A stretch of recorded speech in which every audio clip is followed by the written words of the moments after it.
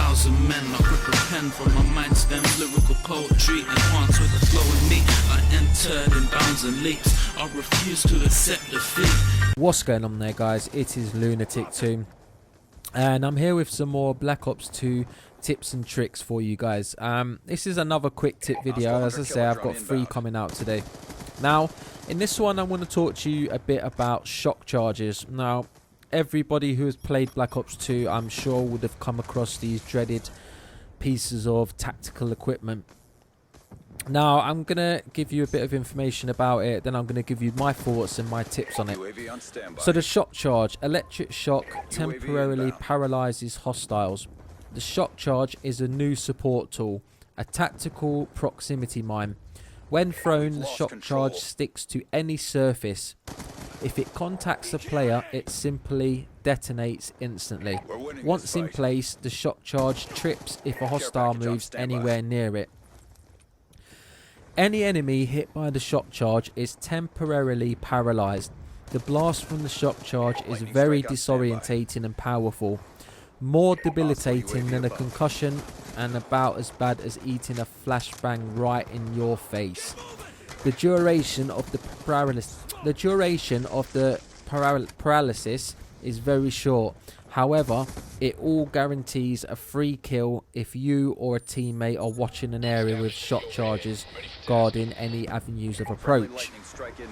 Shock charges can guard your back as an early warning tool. When you hear the charge go off and get the hit marker, you can swing round to intercept the hostile coming from your flank or rear. So that's a bit of information about what a shock charge actually is. Now, some tips I can give you on how I use shock charges. Now, I don't use shock charges as I would concussions or flashbangs.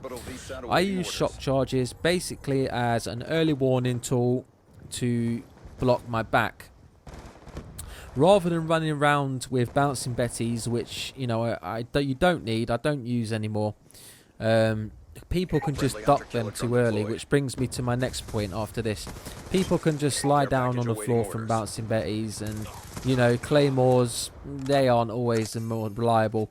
The good thing about the shock charge is you can stick it on the floor, you can stick it on the wall, you can stick it on the ceiling, you can throw it and it will stick wherever you want it to stick. Now, you can have a maximum of 2 of these, so you can only have 2 down at once, and you can use scavenger to replenish them. Once an enemy goes into the vicinity of the shock charge, it blows up, and you'll know somebody's there. You'll get a hit marker, and also if a teammate takes the enemy down, you'll get a shock charge assist. Now, you can actually get a direct impact kill with these. Now, the enemy has to be damaged a bit, he has to be weakened a bit, and you can get a direct impact kill with it. But don't go, running around trying to use it like a tomahawk, because it ain't going to work. Now, this is a really perfect tool for snipers who like to sit in buildings, and you can block. You have 2 of these, so you can block all your entrances. If there's 2 ways in your building, you can block 2 ways. Now, what I recommend is, I know I said bouncing betties are pointless, but what I recommend is, once you've chucked your shock charge down, especially if you put it on the floor, I recommend putting a bouncing betty over it as well.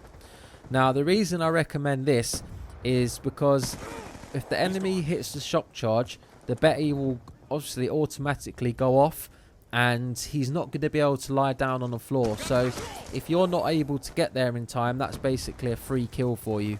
Because if he was to hit the shock charge, there's always that chance that you don't get there quick enough and he's able to take you out.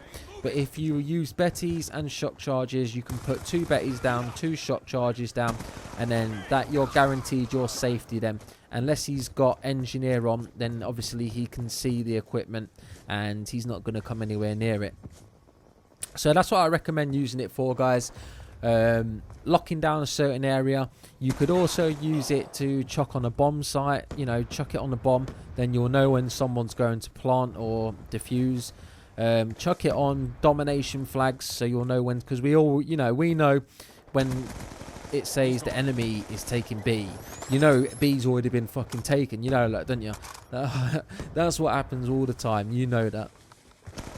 Or you can just chuck the shot charge in a high traffic area and just wait for someone to run into it, and you know it's an easy kill.